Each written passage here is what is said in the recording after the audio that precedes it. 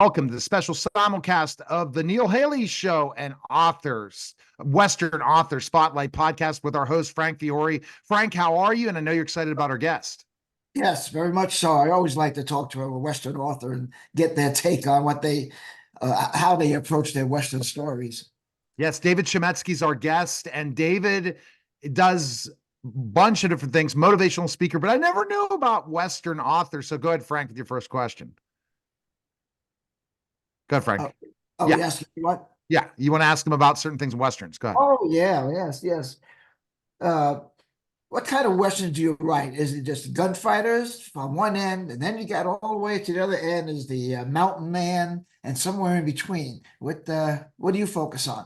Yeah, the first book that I wrote, this book called Redemption, is really takes place in the West. It's on a horse farm about it was weird because it's all women centric, and where the story is about a mom who takes over a horse rescue farm, and the real main character is the teenage girl coming of age, learning how to manage her own things, coming from teenage to adulthood to take over the responsibilities of the horse rescue farm.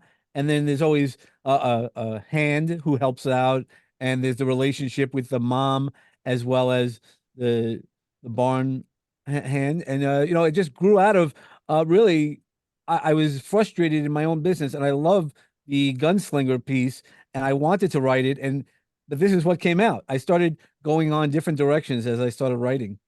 And that's great. I mean, definitely when you think about that. And how did that kind of, what were your thoughts? Are you a Western fan growing up? Is that why you kind of pushed it in the West, that story?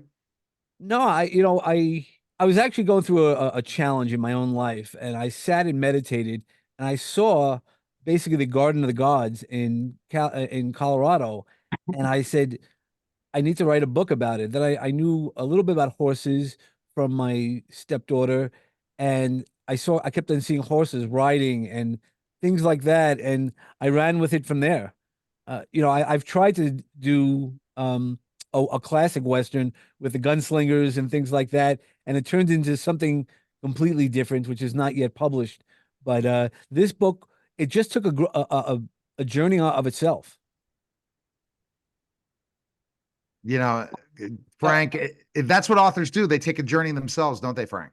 Yes, they do. You go one way and you end up with it's someplace else. I'm doing a little search on you to see. I want to look at your books. Do you have a website? I do have a website, and also on Amazon. You can check out the book. This book is called Redemption, and it's on Amazon, and it became a number one bestseller by accident. An Amazon number one bestseller. I pushed it out there on social media, and then, I went away on vacation with my two girls, and I come back and I see all these notes and stuff like congratulations, and I'm looking at it. So I didn't do a hard push, but in some countries, it became number one bestseller, and eventually became a teenage number one bestseller here in the United States. And one of the greatest stories is when you have people read and give you feedback on it. I had received a call from a friend who bought it for her daughter, and they said, my daughter has some questions for you about this book. I said, okay, sure. So I sat on a Zoom call like this, and the girl started asking me all these questions. What's going to happen here? Why'd you do this? And for the future questions, I said, well, you're going to have to wait for the next book, which I hadn't really planned on writing. But now that I have all this great feedback, I'm like, okay, I need to craft, book two, the continuation of this book. What we need to do, definitely, if you have questions for David, make sure you put them in the comments section. A lot of people don't go with the live. They go later to have these conversations, especially in different social media platforms. As we're finally live streaming, we're kind of going to the next final stage of podcasting. In 15 years I've been doing this. Now, David, I think when you think about specifically redemption, what you went through, it had to feel great that so many people enjoyed the book, right? Yeah, that's the great thing about being an author is when you start writing and you start getting feedback. Some of this is it's heart-wrenching stuff. Some of the stories that I've written in this book and other books, and you don't know what you're doing. You know, you put your heart into it, and you don't know how people are going to receive it. And when they receive it the way that you intended, it's a special feeling. Yeah, that's what every author wants to know. Know that, hey, I wrote it in. The reader leaves said I was entertained. I might have learned something from it, and my money was well spent. That's all you could ask for. Yeah, and because the things I write really have a personal touch to it, and not only that I wrote it, but there's usually little pieces of truth in there, or my life, what I have experienced. So it becomes that much more.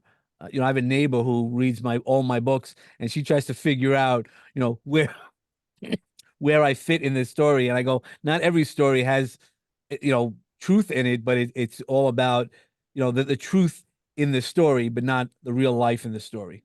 Where do you spend most of your time? How many hours a day do you spend writing? It depends. Every morning I spend, and I put it out onto Facebook through my meditation, at least a half hour just to make sure that I'm writing and doing something. And I put that as my posts on social media.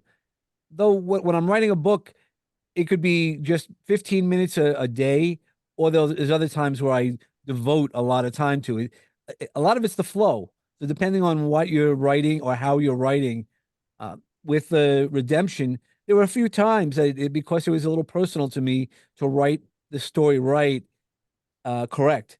Is it took me a little more time. I wanted to go through it, and if it triggered me in any way, I wanted to make sure that I was able to adjust to it and make sure that I put the right energy into the book about, you know, peace and what redemption really means.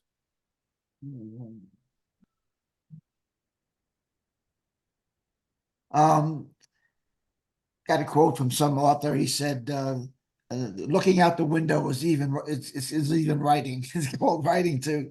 And that's it. I mean, I would have to get away from the computer. I'd have to get away to the find a place where I could just sit and think. And a lot of my writing is that. I would watch television. I would watch some westerns or something like that. You know, and then I'd get an idea, and it's, oh, that's how it is. You know, so writing is not just in front of constantly 8 hours a day in front of a computer. It's not. There's a lot of meditation that goes on. There's a lot of thinking. Sure. And people, you know, so how do you write a book? Says, well, you know, sometimes I write a book sitting down watching television, you know.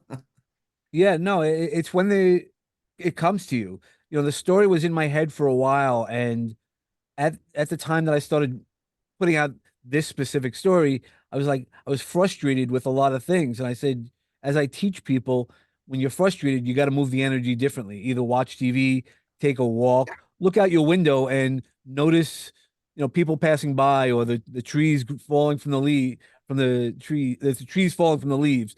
You know, it really becomes something that becomes more powerful because you take the time. And I think that's when you're writing a book, you have to take the time. All those people who say I could write a book in, you know, 60 days, 60 minutes, or 60 seconds, you A can. week.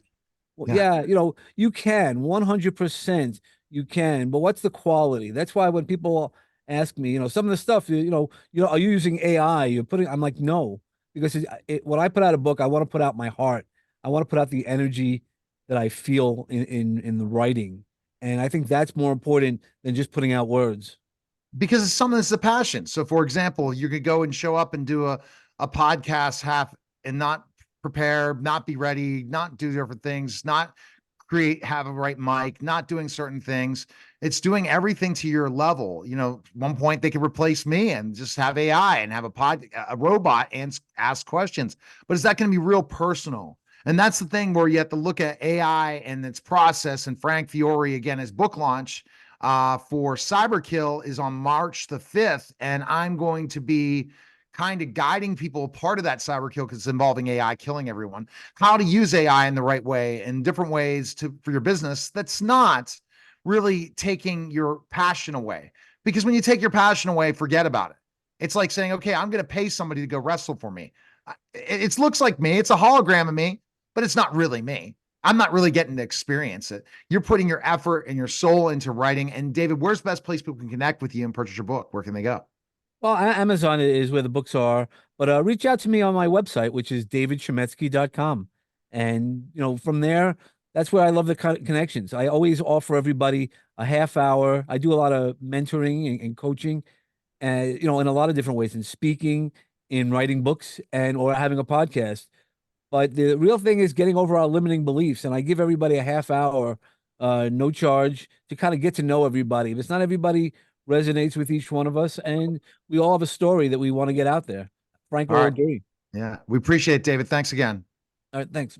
All right. That's a special simulcast of the Neil Haley Show and Western Author Spotlight podcast, guys. Take care.